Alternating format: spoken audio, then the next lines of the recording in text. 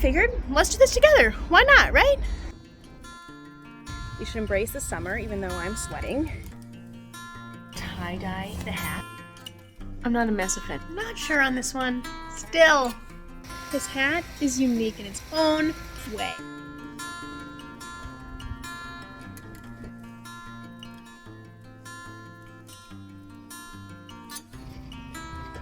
Hello and welcome to EB Knits. My name is Emily. Thank you for joining me. I started knitting a bucket hat. This will be my 4th bucket hat. And I thought, wait, why don't we knit it together, like take you through the whole process. Now this isn't my pattern. This is the Marled Summer Bucket Hat by Pam Sapienza. So I'm not going to be giving you stitch counts. It's not a tutorial. It's just a knit together, make along type video. It's in correlation with my summer hat make along going on. So all summer I'm running a summer hat make along here on YouTube and on Ravelry.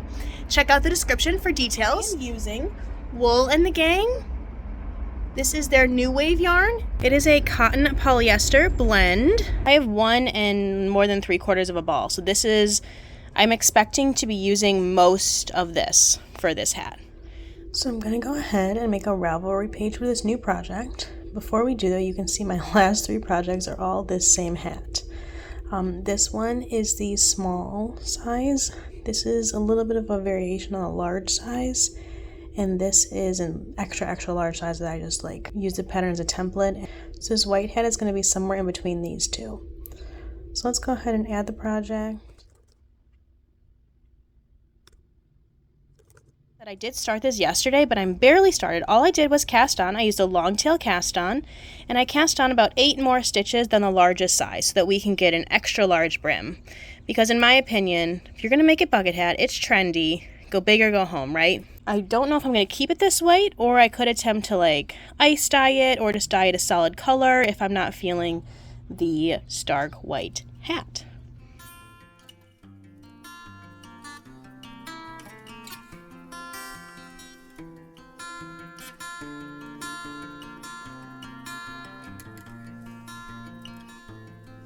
Hello! So I have the brim done and I wanted to show you. I've actually been waiting to show you until I was outside because I feel like the summer make along. We should embrace the outdoors. So that's what we're doing. I just dropped stitches. That's okay, we'll live. Here's the brim. It is curling up a little, but with a block and a pin, steaming it and pinning it down, it will be fine. I doubled the amount of stockinette in between the decreases here so that it would be really like a large brim. It's what I did with the blue version I just finished as well. And now I'm on to the body. So the one thing about the blue one I would fix, or not fix, but I would change if I could. Again, I can fix it, but I'm not going to. The one thing I want to modify is the decreases at the top. They bunch a little bit, and I did try and mess with that, and I didn't have any luck. So this time I am going to knit about 2 inches only of this body before I start thinking about decreases. And I'll probably decrease a lot slower for the rest of the hat rather than what the pattern suggests, which is a little bit more of a rapid decrease. As you can see, I've got some work to do because I just dropped all those stitches, so all that needs to be fixed, but I will get that done. I am back inside. I've been sitting here reading my fascinating textbook about sustainability in business and law and knitting away. So that's one of the reasons I love this project so much, is you can just knit in the round, keep knitting, and just go. My hands know what to do while my brain is reading my book or doing something else. You can see that spot that I dropped some stitches. They look a little wacky, but I think we'll fix that. And this marker is obviously just a safety pin. I don't have anything fancy, but I just marked that spot where the brim ended and the body technically began, so I knew where to start measuring the body from. I forgot to tell you, I already showed you this, but I'm on my 2nd ball of this yarn. I just grabbed my 2nd ball and attached, here's my end, so about 3 rows ago. Then I'll just weave it in at the end. I heard Andrea Mowry once say in her podcast that if it's the same color, she'll just kind of do 1 by 1, what would be like color work, or 1 by 1 stitching with the beginning of the new yarn and the end of the old yarn to just kind of weave it in so that there isn't as much weaving in ends at the end, and to make it even more secure. I've made what I would consider quite a bit of progress on this hat the last few nights. This is where, below here is technically the brim, and this above is technically the body of the hat. From this marker, I want about 4.5 to 5 inches until the end of the hat. I think we're at 4.5 right now, but at about 2, I think it was, I started decreasing. So this is my first decrease round. I'm hoping those less rapid decreases will be good.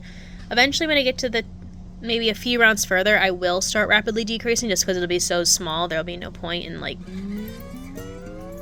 drawing it out. But I'm going to keep going for a little ways longer and probably make my decrease round at 2 rows in between every decrease round maybe at this point, because I do want to start decreasing a little bit faster because I'm getting to the point where the hat is long enough for me. Still have a good amount of yarn left, so I used less yarn than I expected to.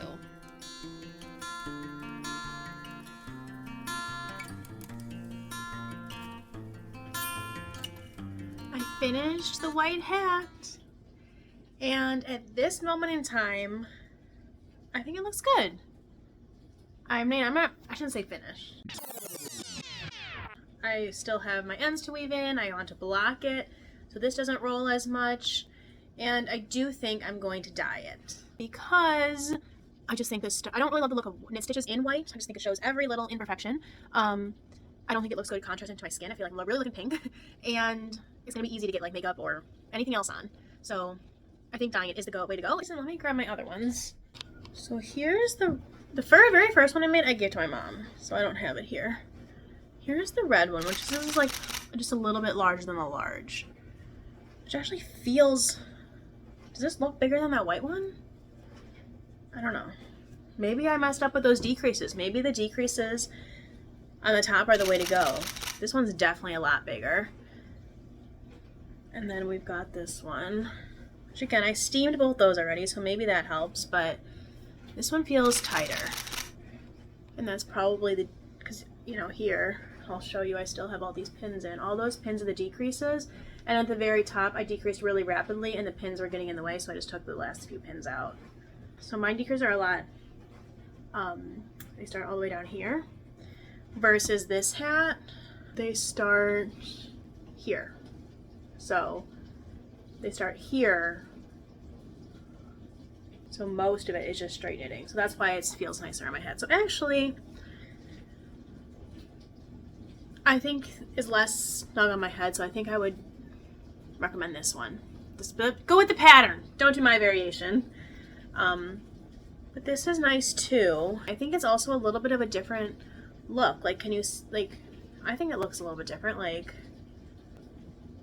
and I think variation of this is also good. So they all have their positives and their own ways about them. Next time I'll probably just follow, you know, one of these two. So not do my changes and just do the pattern with a few extra stitches, not changing all the decreases. I am getting ready to tie-dye the hat.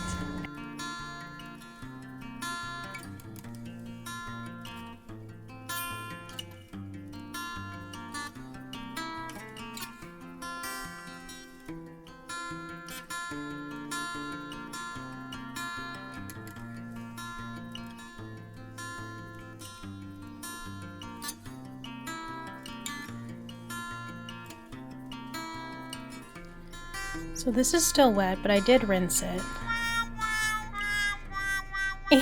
And I think overall I'm disappointed. The only part I like is the top. That's the only part I like, that variation of color right there. And if worst comes to worst, I'm gonna get some black and just over dye it in black. So update. I don't know that it's looking tons better, but I do think I like the addition of the purple. It still looks a little dirty, like splotchy. Kind of still looks like I spilled some stuff on this hat.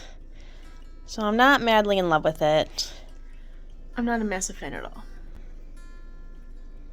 We're gonna have to think on this one. See, like, why can't any of mine turn out like this? Like, that would be so cute. That's kind of what I was going for originally. This article, tie-dye and bucket hats from a neon tea party. I'm gonna try this. And so I'm actually gonna be tie-dyeing instead of ice dyeing this time and using rubber bands. At this rate, all I can do is keep messing with it until I give up and dye it black or just leave it alone. So, I'm not done yet. I'm not gonna accept failure yet. Here's my whole little setup. It's already colorful enough, so I'm not going to add any more color. So I was thinking either the brown, which looks like this, so it's very brown, or this pewter looks like that. This is what pewter supposedly looks like when it's dyed up. But look at that. That's the pewter too. That is wiped up. Ton of color breaks in it. Don't know how this is going to work. I'm not going to do it all over the hat, just in certain places, and we're going to see if it can be mostly black with some of this color peeking through. I don't know what's going to happen. We're going to see. Here goes nothing. It looks pretty like this when it's all scrunched up. Oh, I feel like I'm just ruining it. Okay, I don't know what I'm doing. It's like all black now. Oh, I have to do the back, right? Turn it over and do the back. Forgot about that. Oh, this looks so pretty! It's so pastel-y and pretty. After that tie-dye attempt, and it's still room for improvement. Still very blotchy looking.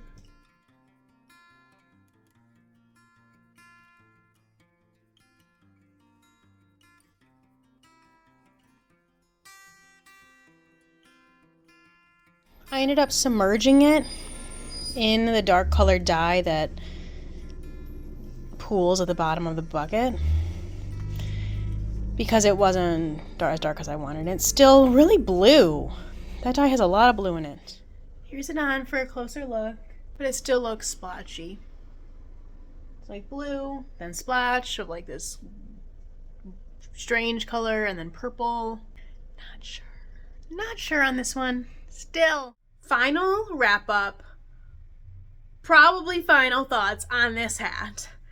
I think I'm keeping it this way. It's a lot more blue than I wanted, and you are still seeing splotches of different colors. I feel like it looks like a painter's smock a little bit. Like, you just got these different colors showing up in there. I could definitely see the argument of why it's not cute, but I'm keeping it because you know what the other option is at this point? My only other thing I'm going to do to it is dye it black, and that's just plain boring. So maybe one day that'll happen, but for now, this is the final result, and I'm keeping it this way. Final takeaways from this project. 1, still love this pattern. Still love this pattern. Reminder, it's a Marled Summer bucket hat, Marled Summer knit bucket hat by Pam Sapienza. Highly recommend it. 2, don't try and change the decreases. The pattern's great the way it is in terms of the decrease. 3, still love my modifications though to make it extra big. Cast on some extra stitches and knit a little bit longer than the pattern suggests, because to get the really large brim effect. Finally, keep experimenting and get better on the ice dye, because my skills are not there. There's definitely room for improvement there. I hope you enjoyed this video, this ride along of this process of endeavor on making this hat and this experiment. If you're still watching, thank you. And if you liked this video, I think you would like some other videos about the making process of my projects, mainly garments. Check out the ranunculus. It's my most watched video, and there'll be a lot more to come. Don't worry. Please like and subscribe. It really helps out my channel and allows me to continue making this content. And I will see you another day. Bye, friends. Happy making.